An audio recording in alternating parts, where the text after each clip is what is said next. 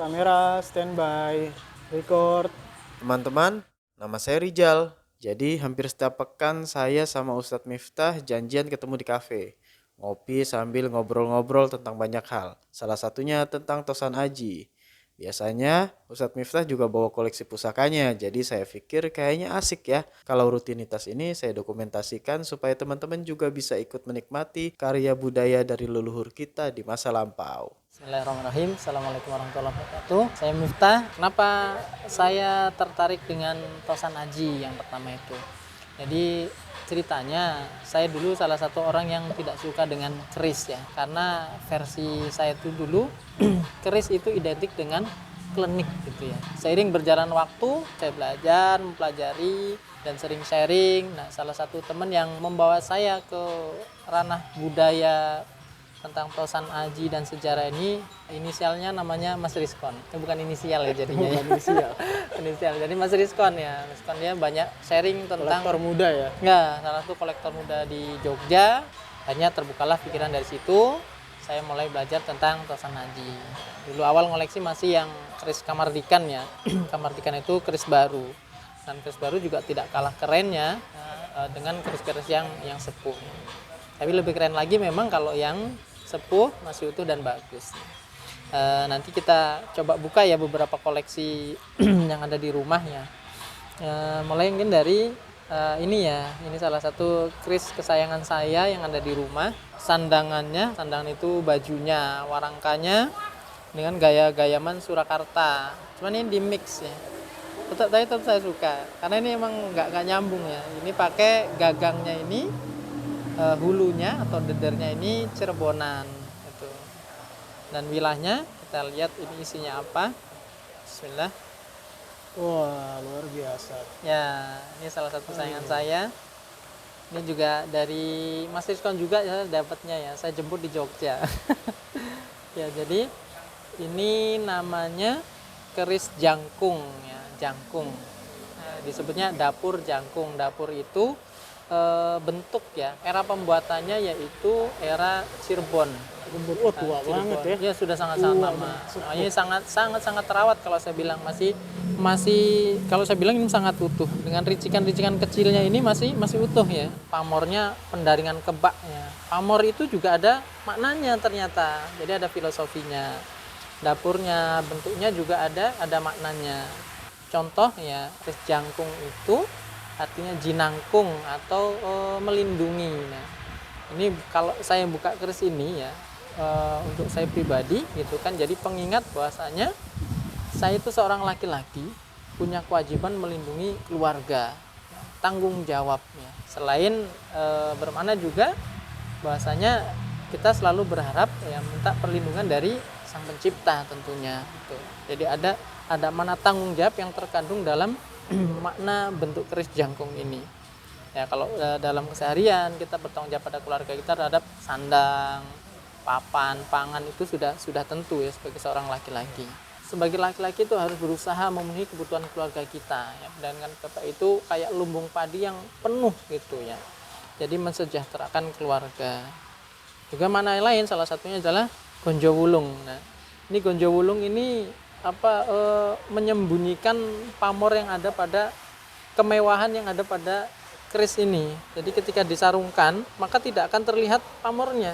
Ya, Orang ya. tidak tahu isinya apa. Nah, sebagai manusia kita juga tidak boleh terlalu memperlihatkan semuanya karena orang yang senang kepada kita itu tidak perlu penjelasan siapa kita sampai detail gitu. Dan orang yang benci dengan kita pun itu tidak akan menganggap apa yang kita jelaskan. Selain itu ya ada kisah-kisah menarik terkait dengan gonjowulung ya. Gonjowulung ini konon itu ya, ini senjata yang dimiliki oleh Telik Sandi ya. Telik Sandi itu kalau sekarang tuh kayak Intel ya. Kayak Intel. Jadi dibawa kemanapun orang lihat oh ini nggak tahu isinya apa. Jadi nggak ketahuan gitu ya. Ini makanya ini salah satu kelangenan saya ya, kesanganan saya dan juga anak-anak ternyata alhamdulillah di rumah juga suka. Oh, berarti udah mulai diperkenalkan juga ya ke Ustaz? Oh sudah, Anak-anak sejak ya, dini ya. keluarga ya. Dari yang terbesar umur 10 tahun sampai yang kecil umur 4,5 tahun itu sudah saya perkenalkan. Bahkan mereka sudah yang besar, yang pertama dan kedua itu sudah mulai pesan, manggil saya Abi ya gitu, Abinya itu minta dibuatkan keris ya, keris patrem buat mereka. Dan saya belum berjanji, cuman menyampaikan insya Allah nanti akan dibuatkan. Gitu ya. Karena kadang orang tua itu juga mengingatkan pada saya, sampaikan bahasanya mana-mana tergantung dalam ricikan-ricikan keris juga saya sampaikan filosofinya, terutama filosofi versi saya pribadi yang berisi tentang motivasi ya, motivasi pengingat itu. Warangkanya coba Ustaz lihat. Warangkanya juga keren ya. Ya, ini warangkanya sangat-sangat bagus Oh, ya, warangka iras sepuh. Ya. Ini sebenarnya bukan iras, Bukan kelihatan. iras? Iras sambung namanya. Oh. Kelihatannya Tapi rapi iras, ya? ya, ini sangat rapi, sangat bagus ya. Ya, wajar ya, keris yang bagus sudah selayaknya dia juga mendapatkan sandangan ya, sandangan yang bagus pula. Ya, seperti itu. Berikutnya ini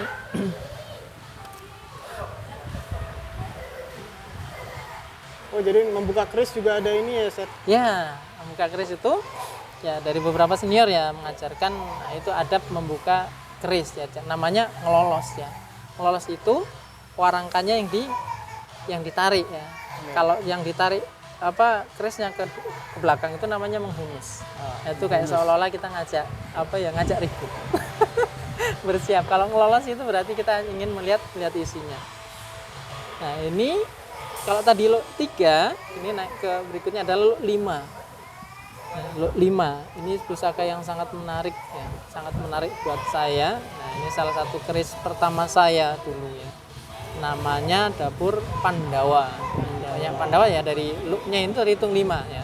Kita hitungnya 1, 2, 3, 4, 5. Kalau keris Pandawa ya, keris Pandawa Keleng itu kalau dulu ya banyak dimiliki oleh ulama gitu ya, karena bermakna kesederhanaan, bersahaja, tapi dia tetap gagah, elegan gitu.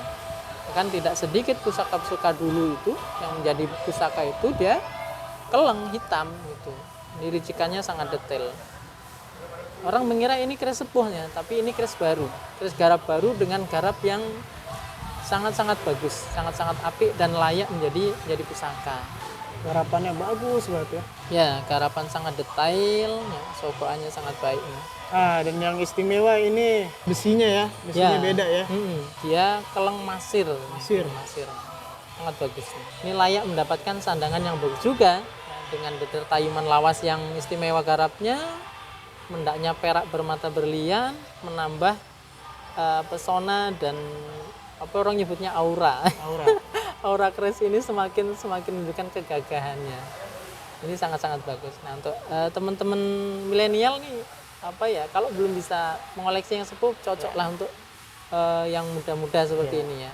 Oh ya, ini ada keris yang paling disenangi oleh orang Jawa, terutama orang Jogja ya. Ini namanya Jalak Sangu Tumpeng. Ini eranya, estimasinya ini adalah Mataram awal ya. Mataram. Mungkin peralihan dari Pajang ke Mataram, karena wilayahnya itu tipis, kecil, ringan sekali, tapi kesannya itu gagah ya, dengan ricikan yang sangat detail, odo-odo sampai ujungnya, geligir sapi nyebutnya odo-odo itu. Ini Jalak Pamornya Sangu apa ini? Tumpeng. Ini saya lupa nih pamornya masa apa ya, ngulit semangka atau apa. Yang jelas ini pamornya sangat istimewa. Ini adalah sepuhan yang sangat lama. Tuh. Kalau di Warang Ulang ini pamornya deling. Ini sudah terlihat ya, deling itu kayak meteorit gitu berkilau. Berkilau ya. Ini sandangannya dengan kemalo merah yang menunjukkan kelasnya lah ya. Warangka juga warangka sepuh yang udah lama dan sangat bagus ya, sangat rapi. Kayu apa itu, Sir? Ini kemungkinan kayu Timoho kalau nggak salah ini. Kayu Timoho. Yang jelas bagus. Kalau saya sangat bagus kayunya, rapi. Selanjutnya Adalah, nah ini juga gonjo wulung ya. Nggak bisa ditebak dalamnya seperti apa gitu pamornya. Aduh, luar biasa ini. Gagah ini ya.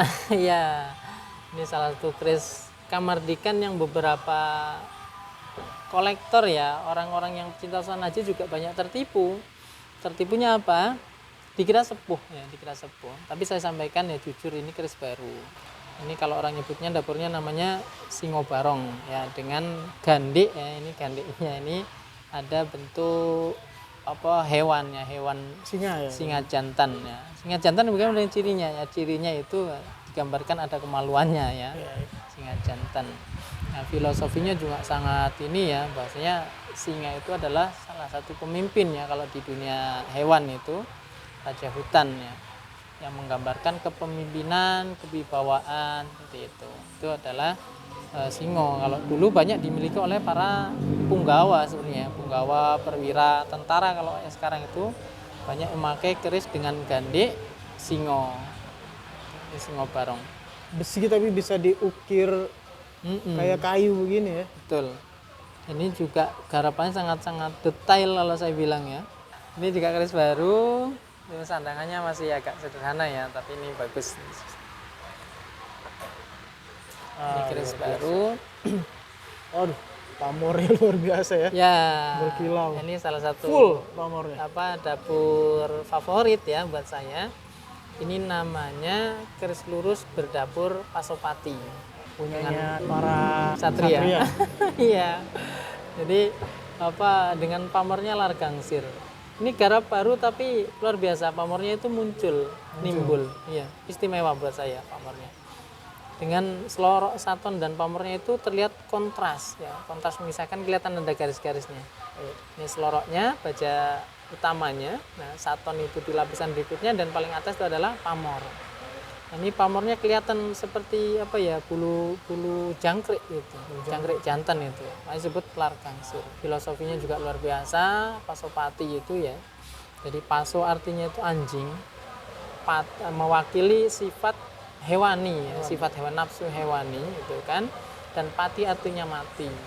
Jadi bagi seorang kesatria gitu kan, kesatria yang paling hebat, yang terkuat adalah yang bisa menahan hawa nafsunya, mengendalikan hawa nafsunya. Luar biasa Seperti ininya itu ya. Filosofinya luar Iya, biasa. makanya dia gagah itu Pasopati. Jadi keris ini juga bisa sebagai pengingat ya ketika Ya. kita mendalami keris, kita lihat pamornya, kita pelajari dapurnya, dan Ya. detil-detil yang ada di dalamnya itu bisa jadi pengingat kita juga ya ketika Betul kita sekali. memegang pusaka itu ya. Ya, selayaknya orang-orang Jawa dahulu itu banyak membuat pusaka itu diwariskan kepada anaknya adalah sebagai pengingat. Dan sebagai pengingat dengan dapur, pamornya itu untuk sebagai pengingat kepada anaknya, pesan sebagai orang tua kepada anaknya. Manakala orang tua sudah tidak ada, ketika dia melihat pusaka warisan peninggalan orang tuanya, dia akan teringat, oh dulu ayah pesan seperti ini, oh dulu orang tua saya pesan seperti ini. Dan saya juga berusaha untuk bisa ya meladani yang seperti itu. Kadang harus memberikan pengingat kepada anak kita juga dengan bisa menggunakan media benda yang nantinya akan terus-menerus diingat oleh anak cucunya. Seperti itu. Ah, saya sambil ngopi nih ya. Boleh, saya juga haus. Karena kita Oh iya. ngobrol-ngobrol santai ini. Memang rutinitas tiap pekan ya. Ya seperti ini pekanan, kalau lagi pulang kita sharing ya. Sharing cara Nah, pembuatan. ini kita lagi ada di cafe di Dali ya. Lanjut. Oh iya, ini ada wilah keris ya yang belum ada sandangannya. Dan ini sangat bagus sekali. Ini keris Madura dengan pamornya apa ini ya sebetulnya Bromowatu ya. Tersusun sangat rapi. Kalau di Jawa seperti ada wengkon di pinggirnya, garis ya yang tak putus sampai ke bawah. Bolak-baliknya sama. Ini masih sangat utuh kalau saya bilang, karena apa? Peksinya itu masih utuh, panjang ya. Korosi wajar lah ya. Ini Madura, tangguh Madura Koso itu Madura sepuh. Kalau tahunnya saya nggak paham ya tahun kapannya. Belum baca lagi. Ini kalau saya bilang ini pusaka. Ini dapurnya brojol. Brojol itu mudah ya, kemudahan. Makanya banyak orang tua dulu mewariskan kepada anaknya sebagai apa ya, doa, pengingat bahasa orang tua itu mendoakan pada anaknya agar semuanya itu dibrojolkan. Semuanya dimudahkan urusannya. Tuh. Makanya ada keris brojol, biasanya keris keluarga. Pamornya kayak ini Wahyu Tumurun, bukan? Ya mirip-mirip ya, kalau Wahyu Turun kan nyambung dari atas itu sebutan untuk orang Jawa ya. Kalau ini Madura nyebutnya Bromowatu kalau tidak salah ya, sebetulnya Bromowatu. Ini sebenarnya pamornya ini mengkilat. Hanya saja ini perlu diwarang ulang, ini warangan sudah lama, kusam ya. Tapi apa ya, kalau saya melihatnya ini masih sangat-sangat utuh, tebal kali, panjang. Selain itu juga ada ini tombak baru datang ya. Ini masih putih. putih ya? Masih putih. Kalau diwarangi mungkin nanti muncul-muncul seperti ini. Nah, Karena tadi ya saya sebutkan bahannya dia punya 3 lapis biasanya. Yang pertama adalah selorok, itu baja utamanya yang tengah. Nanti ada satonnya yang di bagian selimutnya. Nah, karena selorok itu dari baja yang keras. Dia getas dia. Makanya diselimutin lagi dengan baja yang lebih lunak, ditutup lagi dengan pamor juga lunak. Nah, makanya kalau keris itu ditekuk-tekuk biasanya nggak patah. Karena seperti itu keistimewaannya. Bagaimana para empu terdahulu menyatukan beberapa jenis baja dari yang keras, yang lunak, dan pamor tambahan sebagai hiasannya, itu bisa menyatu, nempel, dan itu sangat indah. Ini peksinya itu nggak bulat sempurna, agak kotak. Nah, ini namanya metuk ya. Ada yang pisah, ada yang nyambung, nggak terpisah, biasanya kayak cincin. Ini menandakan bahwasanya ini adalah tombak yang biasa memang fungsional. Itu kayak kalau di keris itu ada namanya apa sih, mendak ya. Ini kayak mendaknya di sini. Kenapa? Karena ketika dia berbenturan dengan suatu yang keras, dia tidak takut pecah. Dia akan tetap aman. Meskipun wilayahnya rusak, di sini tetap aman. Nah, kalau yang pisah itu biasanya jadi pusaka. Jadi pusaka. berarti ini ada kemungkinan dahulu memang Ya fungsional. Udah dipakai gitu ya. Yang nggak terpakai atau enggaknya tahu. Tapi ceritanya seperti itu. Antara metuk iras itu nyambung dengan yang tidak. Yang terakhir nih yang saya bawa hari ini, yaitu tombak yang sudah sangat sepuh. Saya lupa nih dapurnya apa. Jadi tombak itu kayak daun bentuknya ya. Ini sampai pecah ya. Lipatannya sangat banyak. Saking tuanya ini sampai pecah. Ini juga sama metuknya iras dengan yang tadi, yang korowelang.